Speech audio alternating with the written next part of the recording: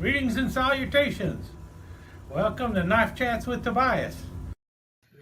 This video is a little bit of a response to a question I got from a viewer, and it involved white smooth bone, and actually I believe it involved this particular knife. And as you can see on my knife, you have this staining around the pins. 3 of the pins have some significant staining going on, and that is actually caused by oiling the pivot, and then the oil getting in the grain of the bone, and that is something that will happen with white smooth bone. I think it probably happens with just about any type of bone, because bone is a porous material, and it's subject to things getting into there. And I think it is probably the potential of that happening is higher on bone coming out of China than out of, say, case or someplace. And that's primarily because of the way the bone is treated by the different companies. You see it here also on this one. This was a U.S. Classics. I oiled it, and then you can see that there's some staining going on with the bone.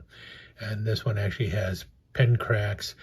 Those pin cracks developed over time. This knife is about 11, 12 years old now, and it did not originally have the pin crack, but they come over time, and it's one of the problems that you're going to run into with some of the knives. I think the higher quality bone that is used on some knives, like I think Great Eastern Cutlery probably uses a higher quality bone. I know Case uses a higher quality bone than knives that are typically made in China. And by higher quality, what I'm talking about is where the bone comes from the animal, from the cattle. If they're using a shin bone, it's going to be a much denser bone than some of the other bone that you run into, because all they say it is cattle bone. You don't know what cattle bone they're using. Possibly it's shin bone, maybe it's not. But the denser the bone, the less likely for fluids to get in between there.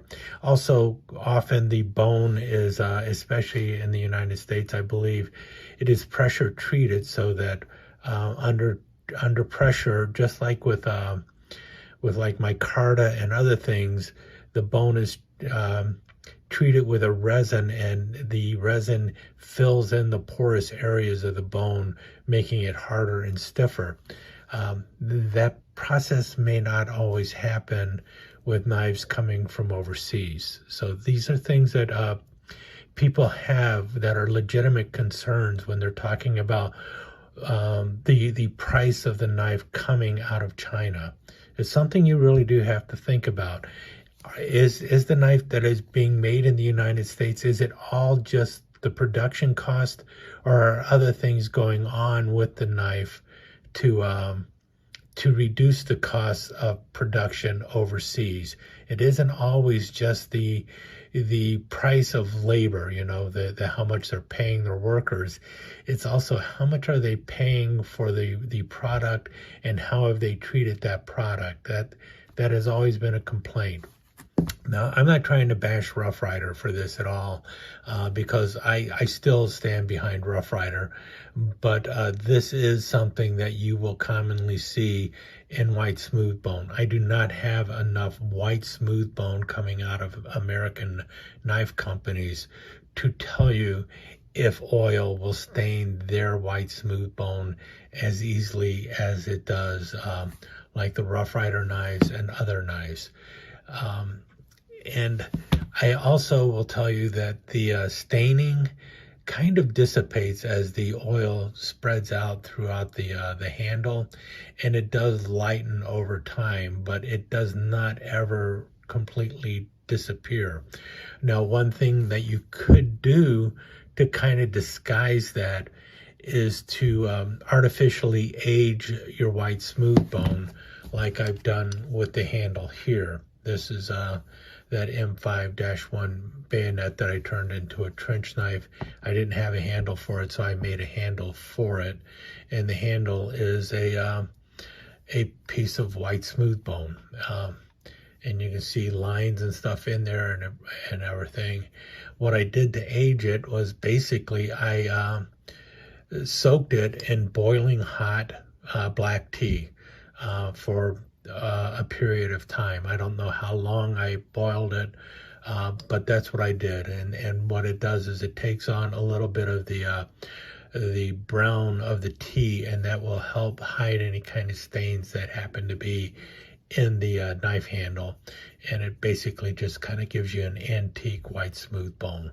So if you do have some that are staining, you might want to consider trying to age it or artificially age it using black tea or something like that.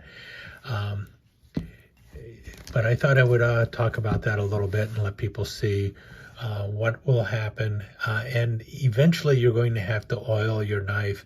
The oil I used on these was a clear oil. It was like a very clear mineral oil, or it was like coon pea, or it was the oil that Victorinox uses on their knives. It's all a very clear oil, but you can still see the staining going on there. So just wanted to warn people who really dig white smooth bone that you have the potential of staining the bone once you start oiling the knife. In any case, with that said, I will let you go and talk to you again soon. Let me take just a second to thank you once again for dropping by and spending a few minutes here at Knife Chats with Tobias. I really do appreciate it, and I do appreciate any comments that you leave. So please remember to give me that thumbs up, and also don't forget to subscribe and ring that notification bell so you'll know when the next episode is up and running. Thanks again for dropping by. Really do appreciate your time here.